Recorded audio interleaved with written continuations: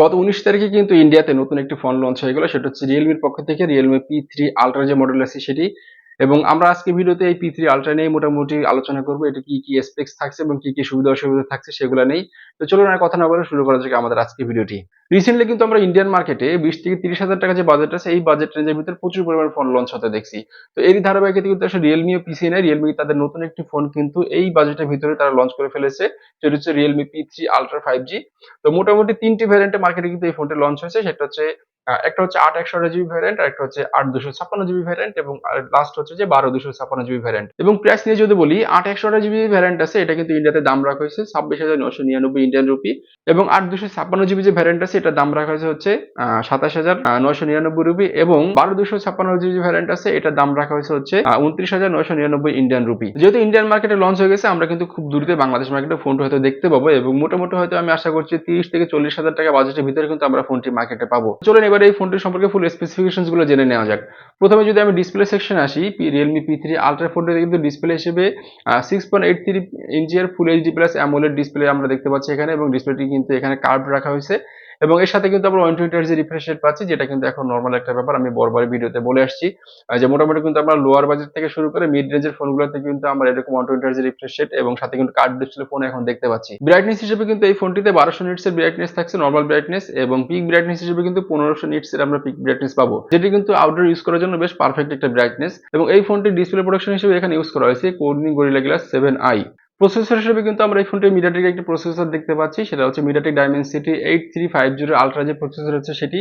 এবং আমি যদি বাজেটের কথা বলি, এই বাজেটে কিন্তু হ্যাঁ এই প্রসেসরটি মোটামুটি ঠিকঠাকই আছে। এবং অন্য একটি প্রসেসরের সাথে আমি এটিকে কম্পেয়ার করি, আমরা স্ন্যাপড্রাগনের যে 7S3 প্রসেসর আছে সেই প্রসেসরের সাথে কিন্তু পারফরমেন্সে মোটামুটি হচ্ছে যে সেমই আছে এখানে, যদিও কিন্তু স্ন্যাপড্রাগনের 7S3 যে প্রসেসর সেটা একটু পারফরমেন্স এখানে বেটার দিবে।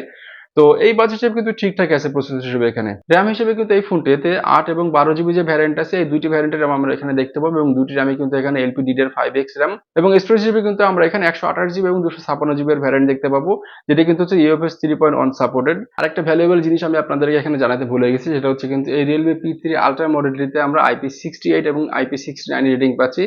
সো ওয়াটার এবং ডাস্ট রেজিস্ট্যান্ট নিয়ে কিন্তু টেনশন করার এখানে কোনো কারণ নাই। ক্যামেরা হিসেবে এই মডেলটিতে রিয়ারে দুটি ক্যামেরা ব্যবহার করা হয়েছে, একটা হচ্ছে 50 মেগাপিক্সেলের সনি ওআইএস ক্যামেরা, আর একটা হচ্ছে 8 মেগাপিক্সেলের আলট্রা ওয়াইড শুটারে। এবং ফ্রন্ট ফেসিং কিন্তু সেলফি ক্যামেরা হিসেবে আমরা সনির আরেকটা ক্যামেরা এখানে দেখতে পাচ্ছি, সেটা হচ্ছে 16 মেগাপিক্সেলের একটি ক্যামেরা। ব্যাটারি হিসেবে কিন্তু আমরা এই মডেলটিতে 6000 mAh এর বিগ সাইজের একটি ব্যাটারি দেখতে পাচ্ছি, এবং এই ব্যাটারিটিকে চার্জ দেওয়ার জন্য আপনার বক্সে পেয়ে যাবেন হচ্ছে 8 ওয়াট একটা ফাস্ট চার্জার। ইন্ডিয়াতে যেহেতু 30 হাজার টাকা বাজেটের আশেপাশে এই ফোনটি লঞ্চ হয়েছে, আমরা কিন্তু বাংলাদেশ মার্কেটে মোটামুটি আশা করা যায় 40 হাজার টাকার আশেপাশে হয়তো এই ফোনটি পাবো। যদিও বাংলাদেশ মার্কেটে ঢোকার পরে কিন্তু ট্যাক্স এগুলো অ্যাড হওয়ার পরে প্রাইসে একটু ভেরিয়েশন আসতে পারে।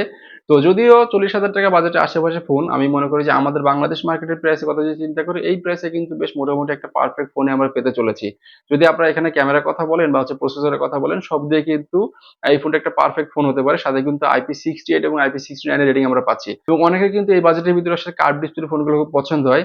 তো এই ফোনটিতে কিন্তু সাথে কার্ভ ডিসপ্লে ফোন তো পাচ্ছেনই। এবং এখানে আমি আরেকটু জানিয়ে রাখি, যদিও প্রসেসরটি মিডিয়াটেকের প্রসেসর, কিন্তু আমরা অনেকেই কিন্তু আসলে এই মিডিয়াটেকের প্রসেসরকে একটু অপছন্দ করি। তো যারা আসলে স্ন্যাপড্রাগনের প্রসেসর খুব পছন্দ করেন, তাদের জন্য হয়তো এই ফোনটিতে মিডিয়াটেকের জায়গায় স্ন্যাপড্রাগনের প্রসেসর ইউজ করলে তাদের জন্য খুব ভালো হতো। তো এই ছিল আমার রিয়েলমি P3 আলট্রা নিয়ে ফার্স্ট ইমপ্রেশনের ভিডিও। দেখা হচ্ছে খুব শীঘ্রই আপনাদের সাথে নতুন কোনো ভিডিওতে নতুন কোনো টপিক নিয়ে। Till then keep watching.